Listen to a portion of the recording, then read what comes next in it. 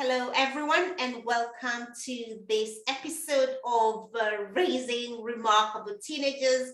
And for those of us who are watching on video, you can see our lovely, lovely guests over here.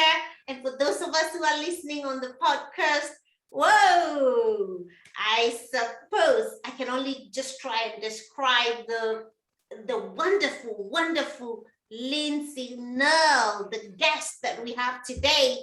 And Linsey is going to be talking to us today about how to homeschool. Now, listen to this.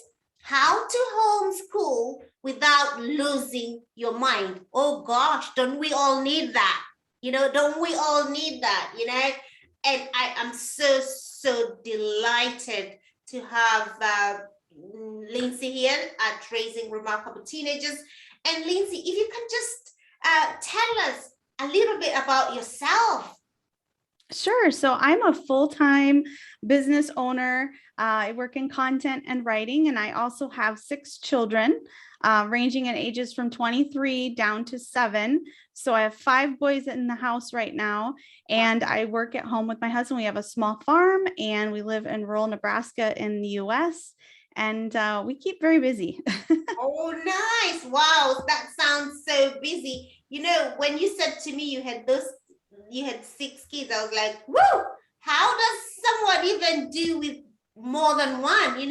My one, everyone knows she's something else, but it's not about me today. Let's talk about how we all can homeschool without losing our mind.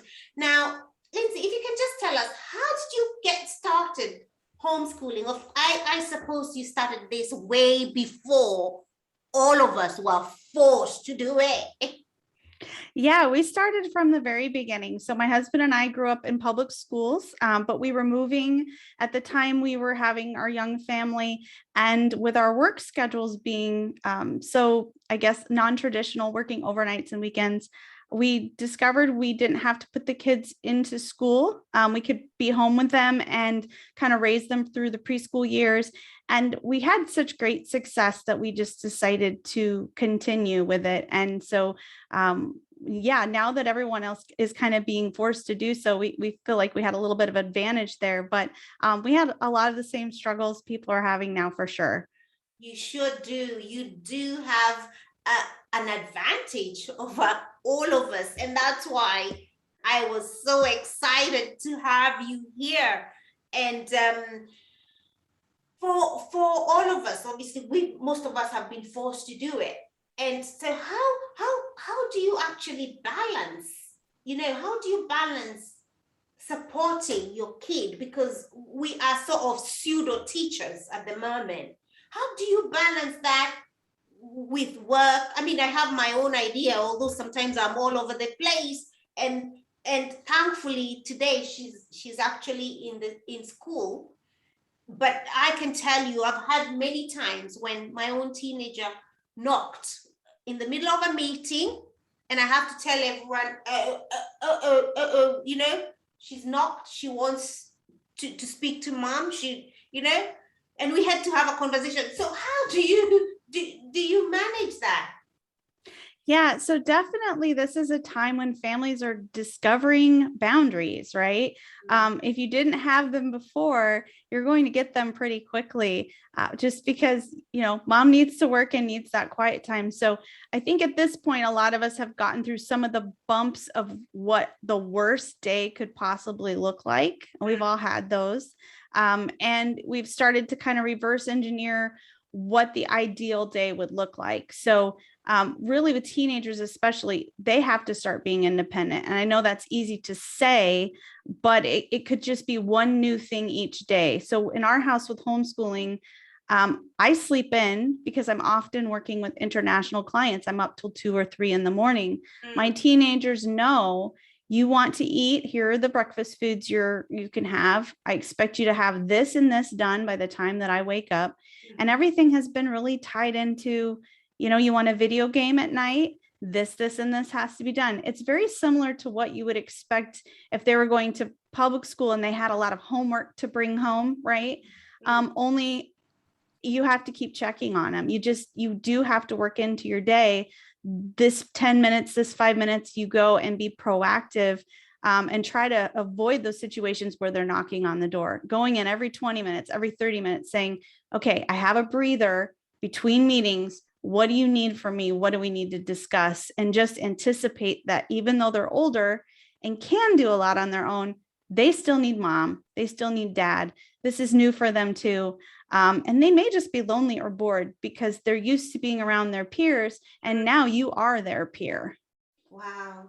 You know, that is so real. That is so true, because at first I didn't know what to do. She just knocked and walked in, because in our house we've had this freedom of movement, and you can, as long as you knock, and you can come in and all that. But I know I had to have that conversation, like you said. Okay, let's sit down. Mommy is in a meeting. I had to share my schedule with her, right?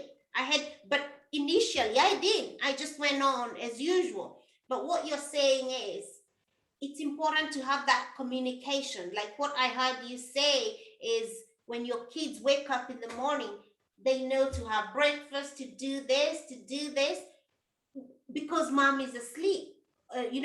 You're sharing your schedule with them, so that there's no sort of that collision. And I think that's a very powerful and practical tip right there that Linsey's given us.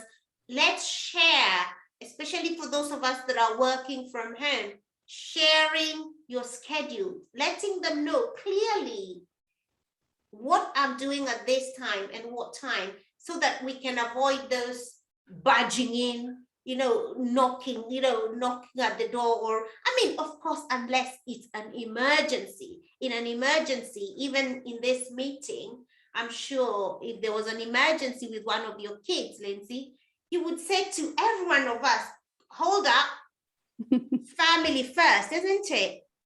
Absolutely. So what, in terms of balancing, because like you rightly said, our kids, especially teenagers, their peers are very important to them. So how do you balance that homeschooling and then spending time with their friends, especially now, because they're spending a lot of time with their friends online? So how do you balance that? And how do you make sure that, they're actually with this time they're with their friends, they're not in classroom? How do you navigate that?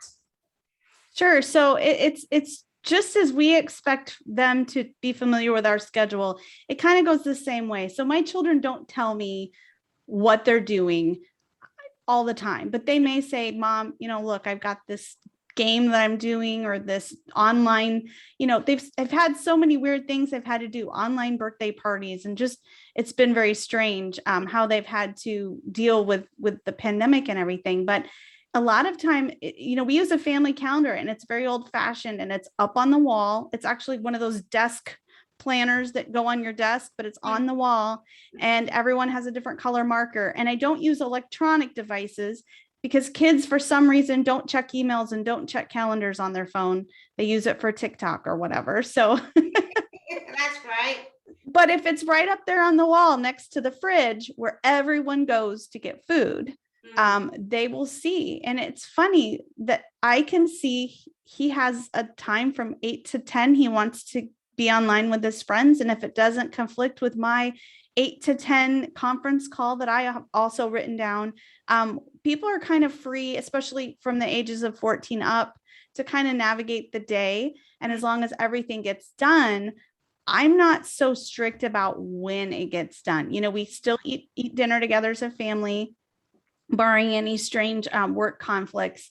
But it's almost like they're little adults, and the fact that, just as I expressed to you how I share my needs throughout the day and my boundaries, they're also being encouraged to let me know, to write that down. So where before all this, we might just have dentist appointment 10 a.m., We have mom podcast 9 a.m. Micah has speech and debate coaching from 10 to noon, and that's all there on that calendar. So we can take a look and say, okay, I need something done right now. I can't ask Micah. He's in this meeting, right? The kids need lunch. I'm running late. They can't ask me, but they can see which sibling doesn't have something going on. And we're all learning how to be respectful of each other's little time that we've carved out for separate things. And it took a lot to get there, but now we can use it whether we homeschool or we don't homeschool, or summers or weekends. And it's really a beautiful, beautiful orchestrated thing we have going on. Wow. Do you know what? That is something I'll definitely want to do, because what I have felt as you spoke about it is how it elicits respect for each other's time and space. Because when you look on that calendar, right, and see maybe my brother or my sister is doing this at this time, then you know not to go in and disturb them, right? And that I think that not only empowers the young person, but it also builds respect within the family, because the kid, the teenager especially, feels I am important enough to go on that schedule, family schedule. And at the same time, my time is being respected. Guys, that is so empowering. And like you said, this stops the need of badgering them or asking them, what are you doing? What are you doing? Show me, show me, show me, which then they begin to think, oh, mom's nagging or dad's nagging. But when you've placed something, that shows that the young person has thought about it. It even helps them with planning, right? That is so powerful, Linsey. That is so powerful. And I hope I'm gonna be doing it, and I'll take it up and I'll tell you how it's going next time, guys. But I would encourage you to do the same. Have a sort of family calendar, as suggested by Linsey, and let everyone schedule something. They don't have to account for every minute. I don't think so, because then that would be demanding too much of them or even ourselves. But I feel it's such a powerful tool. It's so powerful. And over here at Raising Remarkable Teenagers, the reason I'm repeating what you've said, Linsey, is because we believe in taking action on the information so that we can get transformation. We know that we can know everything, but if we don't take action on that information, nothing changes. So that's why I'm repeating that. And my parents here, I love you all. And we do this and we are all growing. This is our village, Linsey, myself, you, another speaker, another guest, all the parents of teenagers here. This is our village. This is the village it takes for us to raise remarkable teenagers. So I just want to ask you something, especially boys, right? I personally don't have boys, right? And my quick tips usually come from parenting the girl, right? A teenage girl.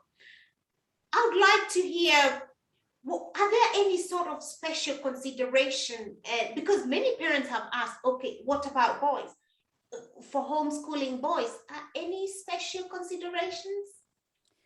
Yes, I would say just be mindful of the fact that you're modeling all day long, and that, my husband is home with me. So that's a blessing, because my boys get to see how we interact in our relationship, and how we share roles, and how we, lift one and lift the other one up. That isn't always available to every family, right? Sometimes the family dynamic is just different. And so just remember that whatever you're modeling to your boys can be useful for them someday. And don't be afraid to bring them in on things you're doing that may seem kind of mundane. And I say this because we know that it's a lot more work to teach a child to do something than it is a lot of times just to do it ourselves.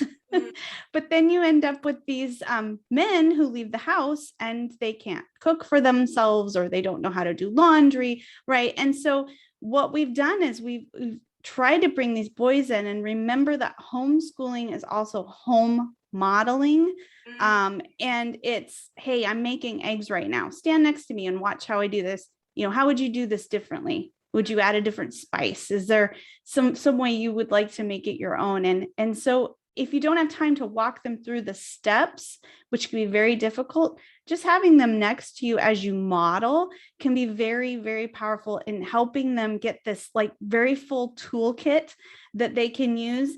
We sometimes overlook boys as having the ability to stand beside you and absorb all that information, or we think they're too big, or we think they're too busy, or we think they wouldn't be interested.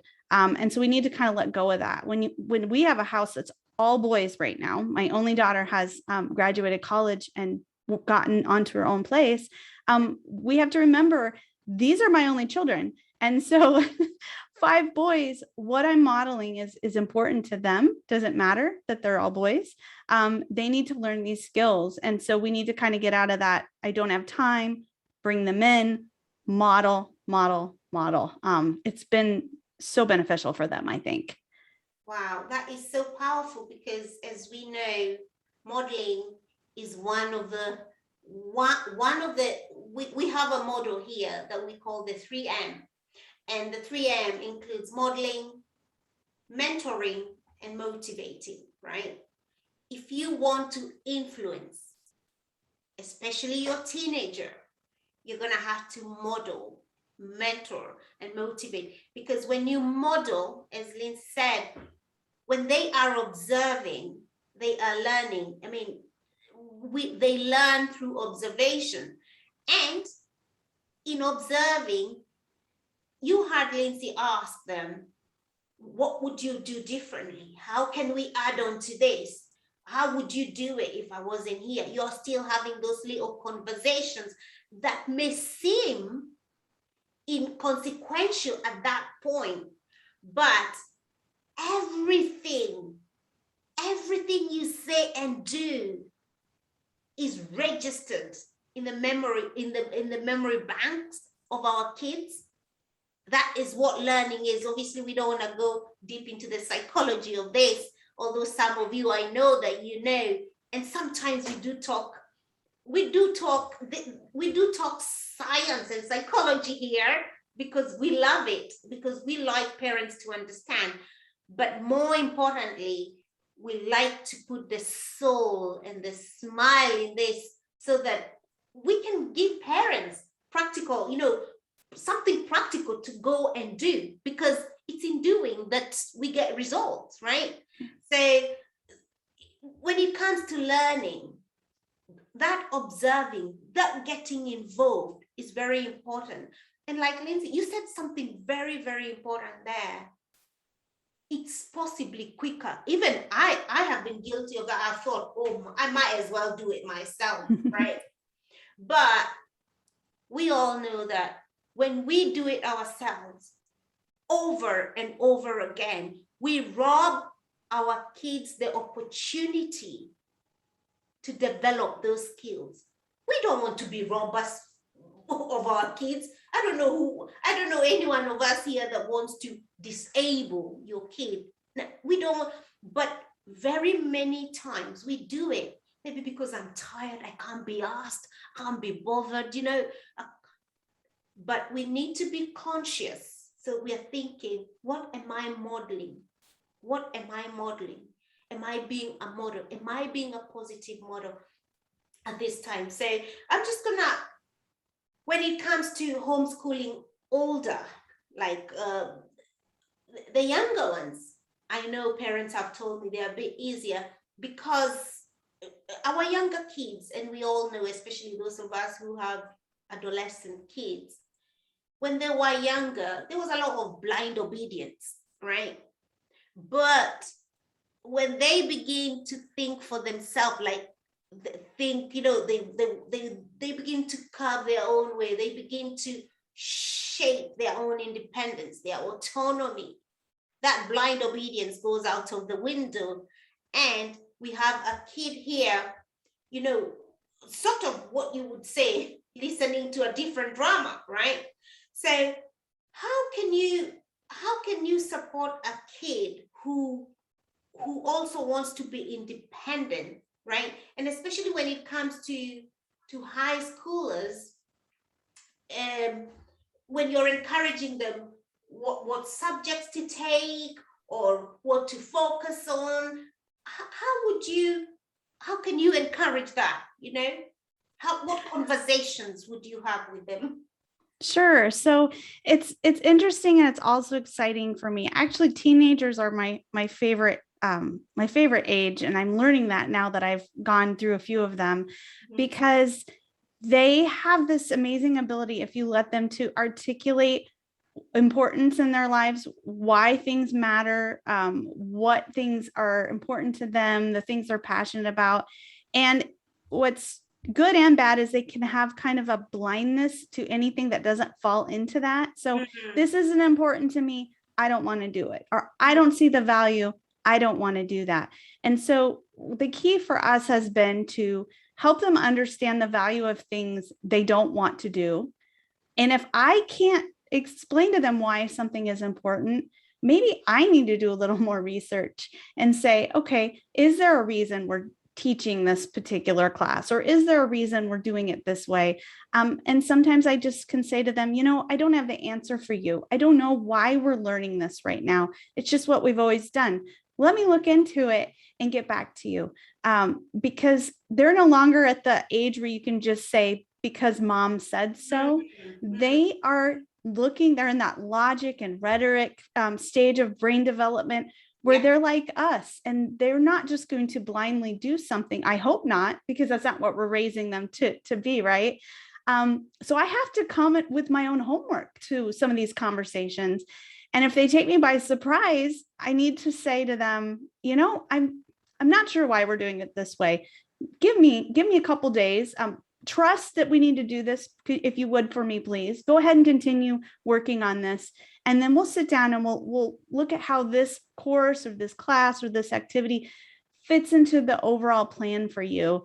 And if we find that it isn't making sense, we'll look for something else. But being honest when you don't know, and not just dismissing it as, well, I'm the mom because I said so. Wow. Tina, in that answer, you've just blown my mind about, you just said something that we always say here. Teenagers are at a period where they have that ability to articulate, right? So it's an exciting time. They know what they want. I mean, we may think they don't know what they want, but one of the things I believe is that life or God or spirit or whatever, the thing that makes your heart beat, that thing, from whatever background you come from, has a purpose for each one of us and constantly directing us. And it's not just directing grown-ups, it's directing the little kid, the teenager. And that's why when Linsey, you said, we need to give them that time to explain to us or to voice, to tell us why they think that something doesn't make sense, something that we are asking them to do that doesn't make sense. It's a very powerful thing for you to do. And also, I heard you say, when you don't know, you say, I don't know. That saying I don't know to your kid, it's a powerful position, because it's a vulnerable position. And then from that point, you can say, okay, I'm going to research, or shall we do it? Shall we research together why this thing is good or not good for you? Because in working together, it leads them to a point where they are making an informed decision. And like Linsey said, not because mommy said it, yeah, not because, but it's because I've got da da da da da da da. I have all this information, right? That makes whatever I'm saying valid or not valid. And when they find that because when they find whatever their argument is not valid, our kids are not stupid. Our kids are clever. They are clever, and they are all of us are self-serving. We don't harm ourselves or go against ourselves knowingly. The only reason we do that, when you see kids hating on themselves, harming themselves, and going against themselves, is because they haven't explored all the information. But once they do and they see it's valid, they'll go for it full swing. If they see it's not valid for them, it's not good for them, they're not going to take poison when they know it's going to poison them. No one does that. We are self-serving human beings. So allow them, as Linsey said, allow them to explain. Yeah, allow them to explain themselves. And also, on the other hand, when you come up with arguments, be ready to have a rationale behind it. And I said it, and Linsey said it, and I know all of us guys, we said this before, the time of blind obedience is way gone. So we need to have rationale for what we are asking them to do. So I am extremely, I am just feeling blown away by everything that you're saying. And just a quick sort of last question is, for our older adolescents, how do you help them become college ready? Most of them are high schoolers, college ready or university ready. What is sort of, you would say, some of the last stretch, the last push that you can, how can we do that? Well, there's a lot, and you never feel ready. I remember it's just like any parent watching their child go that last summer or that last weekend. You're trying to fit everything in, like how to change a tire and what to do if you don't feel well. And you never get that list checked off because you keep adding to it. But again, I can't stress enough the importance of reverse engineering.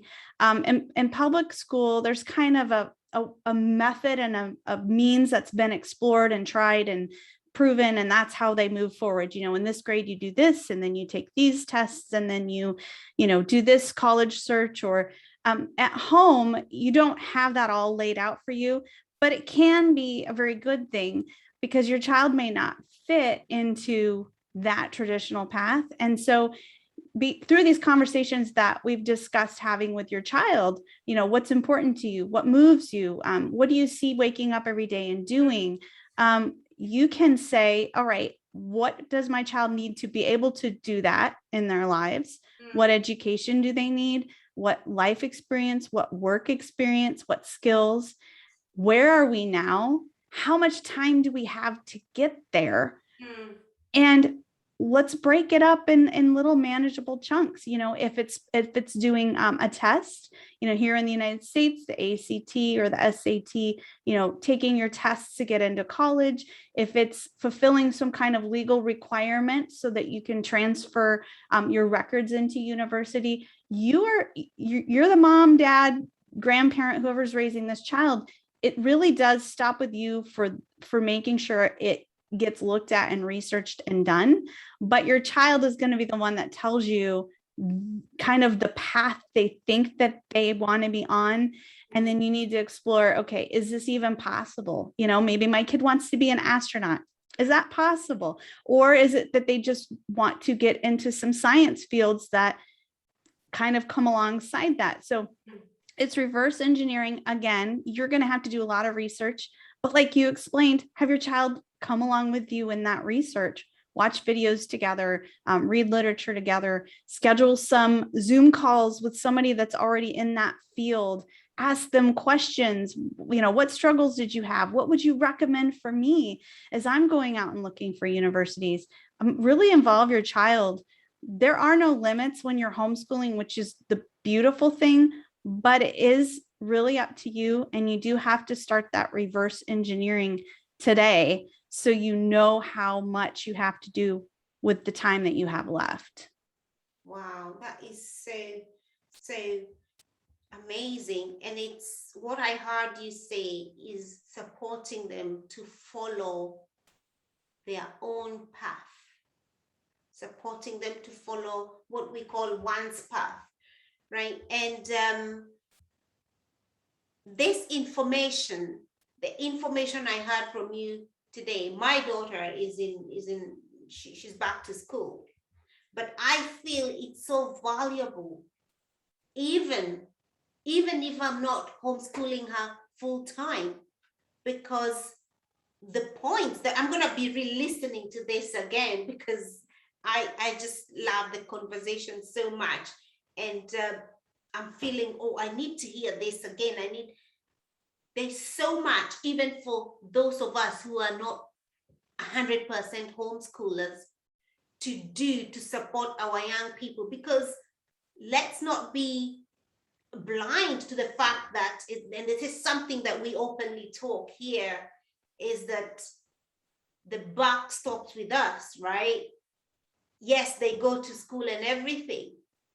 I can guarantee you at school, and I'm not saying schools are bad, I can guarantee you they don't care about your child as much as you do. They are there to teach, go through the conveyor belt, go through the system. Other people come in, other people come in, other people come in, and that's what happens. So we as parents have to decide, how am I going to support my kid to reach their best potential? So that's I'm so glad to be having this conversation with you, Linsey. Now, there's one thing we do here for with our guests, right? We ask you for 3 practical tips that our parents, I know you've given us loads, and I've written them here. I mean, I've got, you can see I've got so many. If you guys were watching, I've got so many little notes that I was writing, right?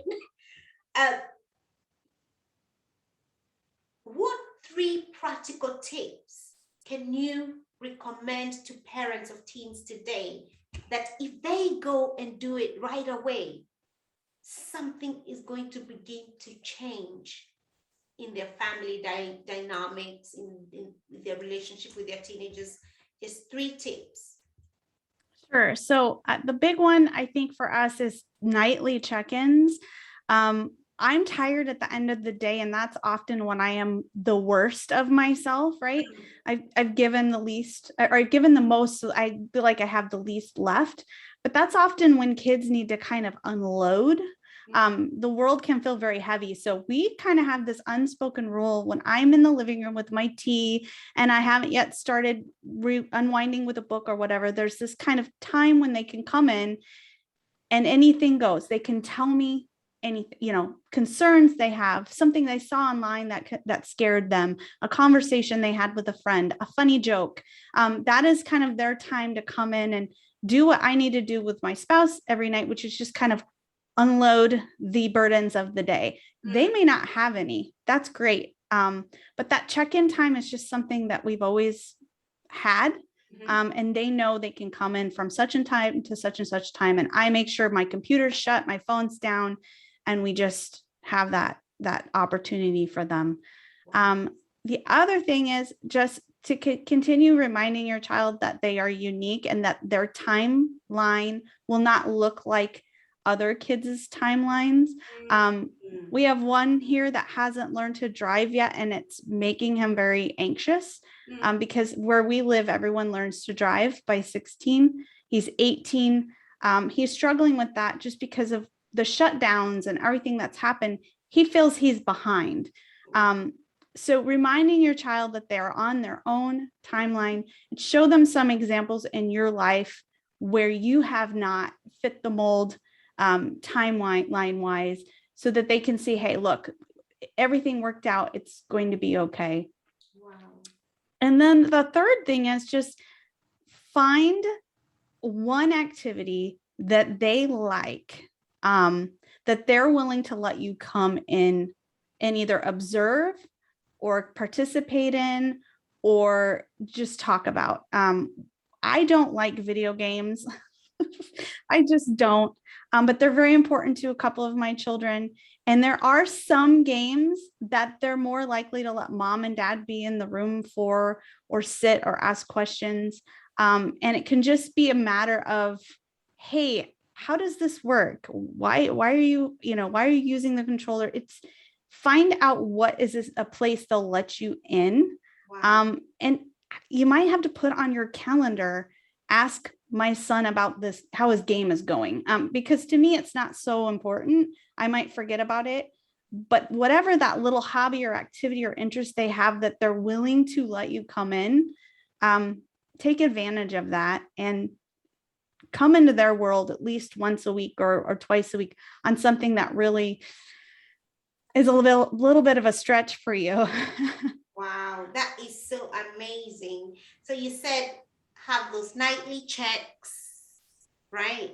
Check-ins, and then continue to remind them that they are unique. Guys, we can do this. This is something we constantly, it doesn't matter how you are raised. Most of us were never affirmed. Most of us were never praised, but continue to remind them that they are unique and they have their own timeline, and then find that activity that you can do together. You guys, I'm not going to repeat this again today because you've heard me tell you about how I took on TikTok, even though I still don't like it, right? Because it was the thing that at that point was the connecting point for me and my daughter, right? Find something that they like and then allow them to teach you, right? To teach you, to talk about it, to talk. They take the role of the knowledgeable one and you take the role of the learner. It's a very powerful psychological factor for connection, especially when it comes to our young people. Guys, I'm so excited. So Linsey, I want to ask you, how can all these lovely parents get a hold of you? Because I don't think we've heard the last of you, because you've got such amazing and powerful information. How can we get hold of you? Sure. Well, I'm on Twitter at Knerl, and I also linseyknerl.com, my website. That's where you can find out where I'm speaking and about my book and my blogs and the things that I'm just doing in the parent community. But I like to be online. Again, I have children that are online, so we learn to do what we need to do, right, to be relevant there. So I do like to chat with anybody that wants to reach out to me and about homeschooling or teenagers or anything. I love the community that we've formed over the last couple of years. I think parents have really surprised. I think we've surprised ourselves with how we've made it work. And I think we're going to have a good generation of kids coming up because a lot of parents have really taken the time to stop and meet those needs in a way maybe we haven't in the past generations. Wow, and I'm so proud of you for providing that village, which again is what we all need. None of us is going to be able to raise that highly effective teenager by themselves, that highly effective kid by themselves. We need this village, sharing sharing of great information, research-based information. What's working for one parent, what's not working, and even just that comfort knowing, gosh, I'm not struggling. I don't want to struggle in silence. You don't need to struggle in silence. You can connect with these thousands of other parents who are saying, you know what, I've got to play this game at a different level, right? I've got to play this game at a different level, and I'm not going to play this alone. Parenting is not a loner's game. It's not a loner's game. Right. It's a team game. It's a village game, and that's how we win. And the most important thing, as Linsey said, we are at a point in history where we have, like we talk deep scientific. Why am I asking you? For example, when Linsey said, continue to remind them that they are unique. I tell you guys, there is a part of the teenager's brain that loves, it's the reward center. It loves to be affirmed. And when you affirm them, they open up, they're more receptive. So we talk about those things. We talk about the science, we talk about everything that we are doing, and it's in sharing that we all grow. Because I tell you what, if I'm growing by myself, it's of no use to me. Because if I'm just learning and growing by myself, and my kid is in a game with your kid over there, they have their own teen culture, right? So we have to be a team, and we have to be a village. And Linsey, I am so excited to be speaking to you. And I am asking everyone, go to linseyknerl.com and grab her over there. I'm sure there is ways to contact you over there. And until next time, guys, think about these 3 tips that Linsey has shared. Think about developing those nightly check-ins, about reminding your young person that they have their own timeline, and also find something they love and they can let you in, right? So thank you so much. Have you got any last words for us, Linsey? No, just to reiterate what you said, which is you're not alone. Like, there are so many people. There's probably someone right now doing the exact same struggle you're doing, that looks very similar. Might not be in your own country, right? Might be across the pond, but there is somebody. So don't feel like when you go to bed at night that this was just you, because it's not. Oh, brilliant. Thank you guys so much. And just to remind you that if you haven't signed up for a free masterclass, go to Raising Remarkable Teenagers /class, and you will get a lot of our free stuff over there. And as always, think about taking action on that information so that we can get transformation. And until next time, bye for now.